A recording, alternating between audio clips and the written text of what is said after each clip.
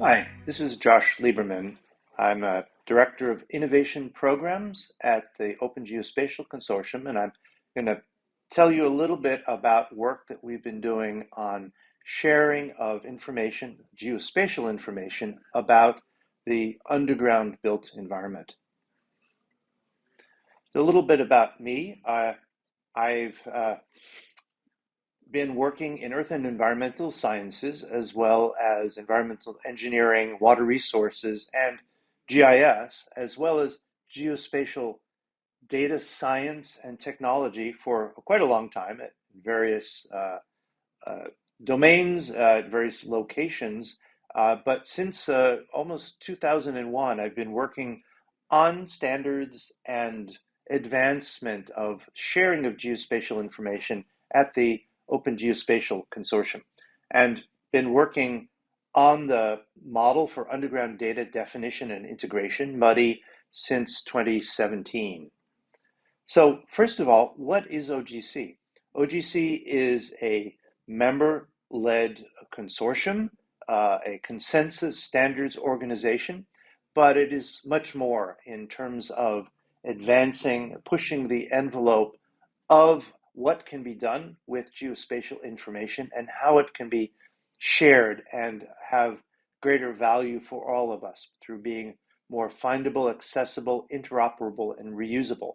In particular, it's not enough just to develop standards. One needs to be able to implement them and do the collaborative research and development and the speculative sprints and hackathons and all that work which identifies the opportunity and the need for standards, those reusable agreements on how to share, and then also support and promote their adoption and the conformance of implementations to the standards that builds trust in the sharing of information that's possible. So a little bit of context for MUDDI. There were a number of activities that this built on when it was realized at OGC and elsewhere that the information to help model, to work safely in, to maintain and improve underground utility infrastructure and its surrounding supporting environment was not keeping up with similar work above ground.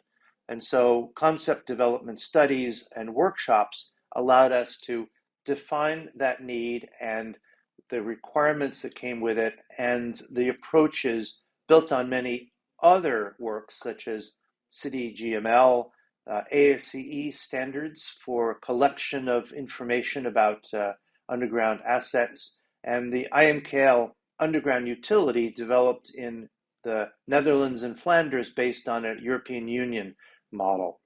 So many things to start with, and then many opportunities to experiment. Particularly the Ordnance Survey in the UK has worked on pilots and experiments and festivals to see, can we use data to find or avoid hitting assets during excavation. Pilot activities in northeast of England and around London have led to the development of a national registry making use of a MUDDI profile for all underground assets in the United Kingdom, as well as a number of associated projects to extend that model for some exciting innovations in the provision of utilities, particularly in rural areas. So we have a broad definition, I think, of the built environment and of infrastructure in support of this model. So one of the questions that arises is why build a harmonized data model? Each utility in each location has some information. It turns out often that information is lacking in many respects, but having a model which is harmonized across utilities has particular benefits for exchange purposes. So there don't have to be an inordinate number of one-to-one exchanges built. There's greater reusability. For integration purposes, when you have a common need, such as vulnerability to excavation strikes. For sustainability purposes, because then the maintenance and improvement of utilities has some common basis, and also for community awareness. People largely do not have any awareness of what is underneath them, the services that provides, and the vulnerabilities that it introduces. It also allows work on conformance so that understanding the quality of data can be more widespread.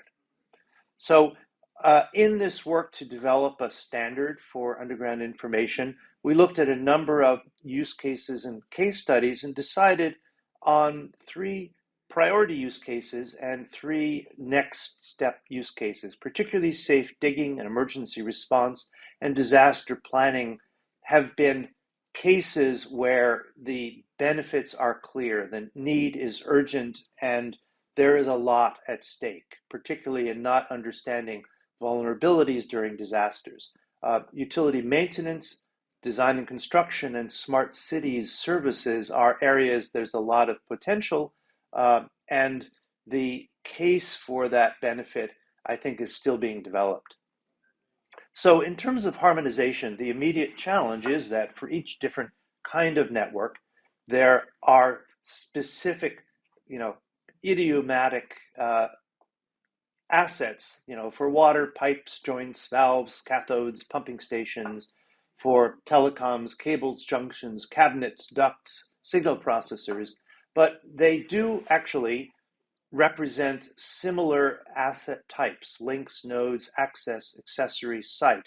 And those can form the basis for commonality, for generality, and for, therefore, an integrated awareness across the environment. And so these lead into taking these specific observations and being able to extract and work on the common concepts: links, nodes, the connections, access, enhancement, and protection that allow us to build a single data model that can accommodate the both common and specific characteristics of these utility assets.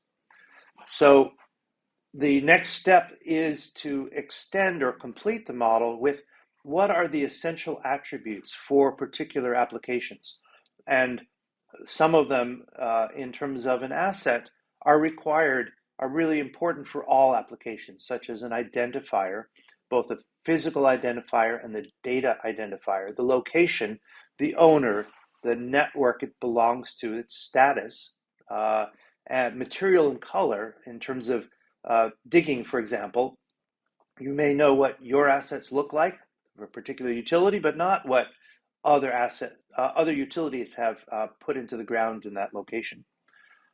So putting it all together, the OGC and its members and partners have put together a data model suitable for documents for exchange, for databases, for repositories, and suitable to implement in software for analyzing, visualizing, and otherwise operating on this data, working from the idea of an object, an asset, a network asset, the environment of that asset, observations made on it, sites over which it extends, accessories that improve the functioning or quality or protection of the environment. And so that's what is then being worked in a standards development environment within OGC by OGC members. So initial deliverables are those concepts as a conceptual model, that completion as logical and implementation models, and encodings in languages such as geographic markup language, GeoJSON, SQL, data definition language. So all the different ways that the same information can be safely exchanged, stored, and utilized in different computing and information platforms. Additionally, the Standards Working Group is working on this tough question of how to bring together underground environment information, elaborate some of the more forward-looking use cases, and connect to what is known and is developed above ground as well as below the ground. So here is a roadmap of beginning with the conceptual model, which it promotes one-way interoperability, at least, core concepts, logical models, which are more specific to use cases, but support two-way interoperability, and the physical models, which allow specific implementations to be made, hopefully still supported by multiple vendors so that information becomes independent of particular tools and are able to have the maximum amount of exchange and common awareness possible. OGC is using new automated specification development techniques called model-driven specification, specifically for this specification suite. And so we hope to be able to iterate and improve as well as extend this standard with maximum speed and efficiency to support the underground environment awareness. So here is a core conceptual model focusing on the MUDDI object as carrying the identity, the asset as having a typing of this is the network, this is the role in it, specifically network assets, the links and nodes that we've talked about, the space in which those assets occur, and events such as observations, denotations, status changes, and so on. Street cut events, for example, that relate to the use and the maintenance of this information. The full conceptual model adds environmental units and other aspects, as well as things like sensors and protection. And then the core logical model completes this conceptual model with the essential attributes, many of them drawn from ASCE 75. This is what you need to record to have a complete understanding of the location characteristic and role dependencies and vulnerabilities of underground assets. So just a quick look at one of the interesting extensions that are being developed for MUDDI relates to a project in the UK to look at expanding broadband access by snaking fiber through existing water pipes. And this has meant the need for several important extensions to meet the four principal use cases that are involved in this project, not just the combining of fiber and water utility assets, but also leak and other sensor detections that the fibers enable. So we've had to add several extensions to the MUDDI model. One of those is more robust nesting of assets to accommodate this, different ways that these assets can be combined. Another is a network extension that recognizes the combination of different networks. In this case, the telecom, water, and electricity networks all have common components that need to be recognized to properly represent the functionality and the dependencies. And then finally, a sensor extension to accommodate both the sensor information about the status and functioning of all of those networks and the specific external sensing that the fiber network is able to enable. So thank you very much for listening, and I hope that you have some curiosity and questions about the development of the model, the adoption and publication of the standards, and ways that we can help the MUDDI model to be adopted, to be put into operation, and for our common awareness of the underground environment, its benefits and its hazards as well for all of us. Thanks again.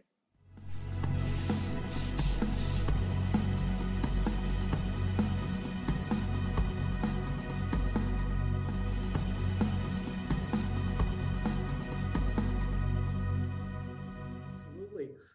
The first thing that springs to my mind is I wonder about when did work on MUDDI begin? And was there just no model at all? Or was there an ISO model or something else that was being used?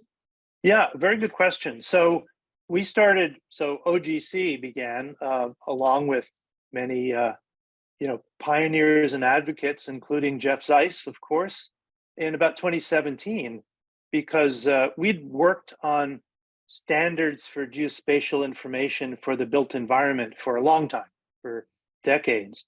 And we went to look at this more holistic view, particularly of cities, and realized there was this gap.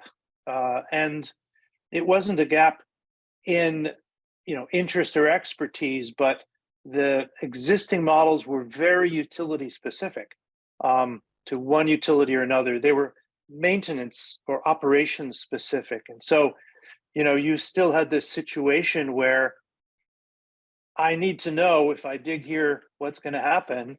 And, the height of technology, at least in New England where I live, was you have 2 weeks for people to come out with spray cans. And we figured there had to be a better way. Absolutely. And we used the spray cans for the logo for SUMSF. Jeff came up with the name. We came up with the logo. Yeah, well, I mentioned Jeff. We're asking everybody if they could tell us a bit about the impact Jeff had here. I would think specifically on MUDDI. What did he bring to the table? How important was his early involvement? Can you describe that a bit? Sure. Well, Jeff was really both a visionary and a pioneer and a friend, and also someone who bridged a number of the different worlds that were important. We could scream till we were blue in the face about the return on investment of this information, and we would get a response from a, let's say, unnamed utility. Well, sorry, that's sensitive information. Tough luck. And it was really Jeff who could sit down with him and say, look, you will be safer. You will be more protected. You will be more competitive. You will have lower costs and better returns with the standardized information. It's better to know than not to know. And his role was really that he could continue to talk to say different groups and promote this vision of awareness being better for everyone. Absolutely. That's definitely what I learned from Jeff is he was just a passionate advocate of the issue and could talk to anybody at any level about it in a way that they could grasp and understand and come to terms with. I'm always surprised how the more I learn about the fact that, the almost incalculable damage and delays to projects, and that never was enough to really get people moving.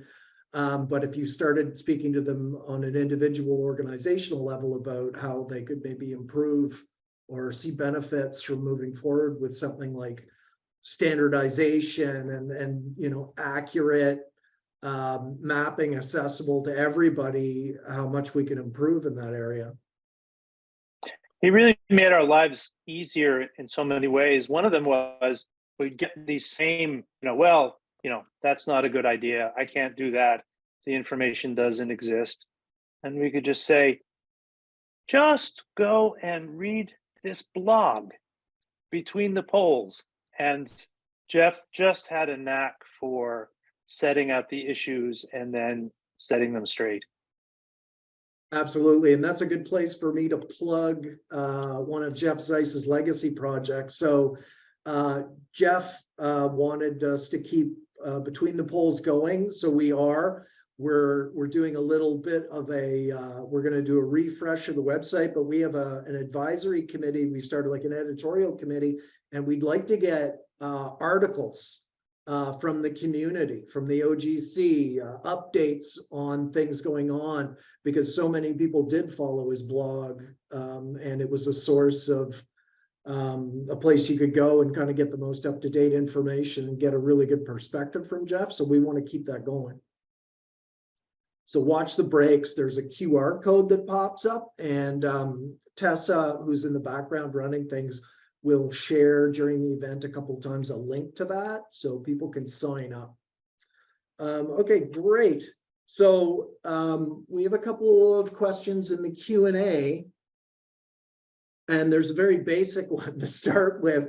Why does underground information need standards? Why is it important? Well, there are many reasons. You know, we've had 25 years to come up with good reasons. And really, a standard is just an agreement. You know, whenever people need to work together, and they always need to work together, they agree on how to work together and how to share information so they can do it. A standard is just something that's a bit more reusable, a bit more durable.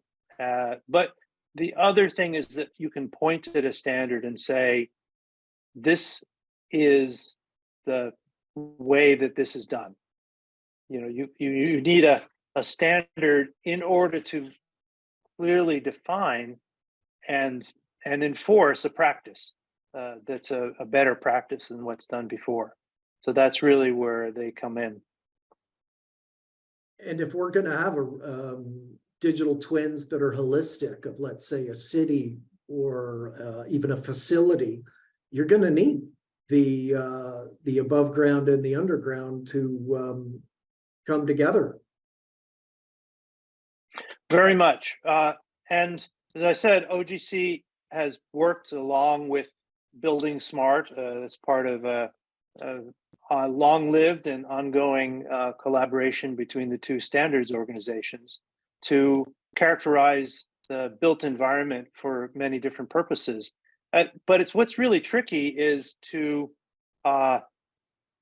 put what's seen and what isn't seen on the same footing, so to speak, by recognizing those interface pieces. The really interesting thing is the community role that those interface pieces are, the hydrants, the valves, the switch boxes, and so on, that people just sort of pass over. But when you start recognizing those and helping people to recognize that they're connected to, on the one hand, their homes, and on the other hand, all of this infrastructure they don't see, then you have the community support for better awareness, not just a spreadsheet of the returns on investment. I'll just make a plug for a project that MUDDI is also involved in New York City. So there was a science project funded by National Science Foundation to the New York University and Professor Deborah Lafer called UNUM. And that looked at making use of MUDDI, collecting utility data, but then 2 steps further. One is to do the visualization that is compelling for people, and the other is to actually reach out to the community. So they would hold community meetings. They'd have, you know, walk-alongs, you know, walk around here and we'll tell you and we'll show you what you're walking over and what it does for your life and what happens if there's another superstorm.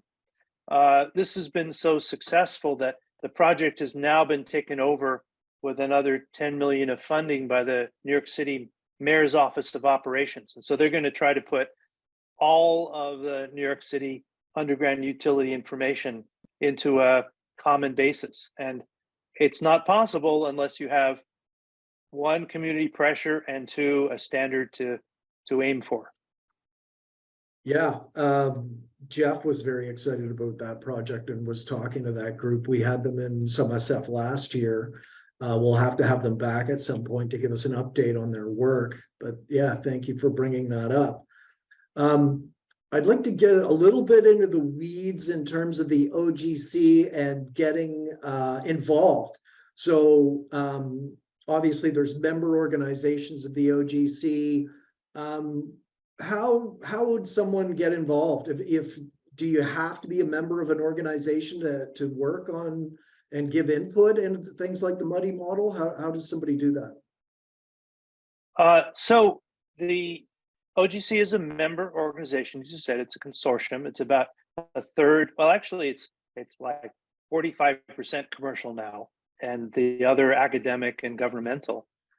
And so those are the people who directly work on developing these standards. But there are extensive programs of public outreach and requests for comment, and many of these are worked on, quite in the open on the public website or in public events. So we certainly invite anybody to express their interest, to sign up for mailing lists. We'll then let you know, for example, fairly soon we'll release the conceptual model specification for MUDDI for public comment. And so there's pretty extensive public outreach and engagement opportunities. And for those who may not be in a position to join as members, but want to engage as with expert knowledge, we certainly have a role for those to play as well. So we encourage, get in touch with me. I'd be very happy to find the best way that anyone who is interested and wants to push this forward can engage. Amazing. When's the next time the OGC is getting together? Good question. So OGC has 3 member meetings a year, and the next one is actually going to be in Huntsville, Alabama, in the beginning of June. And the people are welcome to join us in person. It's going to be a hot time, literally, but we also have opportunities to join remotely, the way that we're holding this remote virtual forum here. And there are a number of events during the week which are public access events as well. So just let me know if you're interested in participating in that. And then in December, and this will actually, this year in December in the Washington, D.C. area, but there's an event this month in Europe, and we intend to have it also in Canada, I very much hope, where we go through all of the innovation activities. So there's standards development, but standards don't just come into being in a vacuum. So you need to experiment, to try things out, to figure out, what could we do if we had a standard? And even when you have a standard, then it's the best practices and how to adopt it, how to work with it, how to get the most out of it. Those are all also innovation activities. And so, as larger a part of what OGC does is the innovation activities around the standards, and not just, throwing bits of specification paper into the ether and hope that someone catches it. Well, we've got a question from the audience about the adoption of standards from Mignon Marks. The question is, who do you want to adopt the MUDDI standard? We'd like anyone who maintains, needs to share information about underground assets, and particularly who need to integrate those assets. And that's a larger group than you might think. Our experience in the Northeast England, for example, was we had our first workshop and they said, we know our assets, and, anybody else, we'll just tell them to stay away from them. And so we kept asking, so isn't it important that you know what else is in the ground? How well do you know what else is in the ground? And how do you plan? For example, what measures for worker protection do you adopt if you don't know what they're likely to encounter in a particular project? And they came around and said, wow, it really would be helpful for us to know more about other utilities assets, but how would we understand? Because, they have their own language, they have their own practices, level of detail, codes, keywords, how would we understand the information that another utility was sharing with us? And we said, aha, now you get it. So that common model is what the mutual adoption can lead to, is the mutual understanding. Fantastic. Thank you so much for that. Is there anything you'd like to close out on? We're already into the break a little bit. I really appreciate everybody listening and taking some interest. And yes, please engage. Let us make the model better, make it applicable to more situations and scenarios. And we're trying to encourage both the yes, you have to do this, and yes, things will be better if you do this. So it takes all of us. It took Jeff to get all of us going, and let's keep it. Thank you so much, Josh. Really appreciate you and the OGC being here.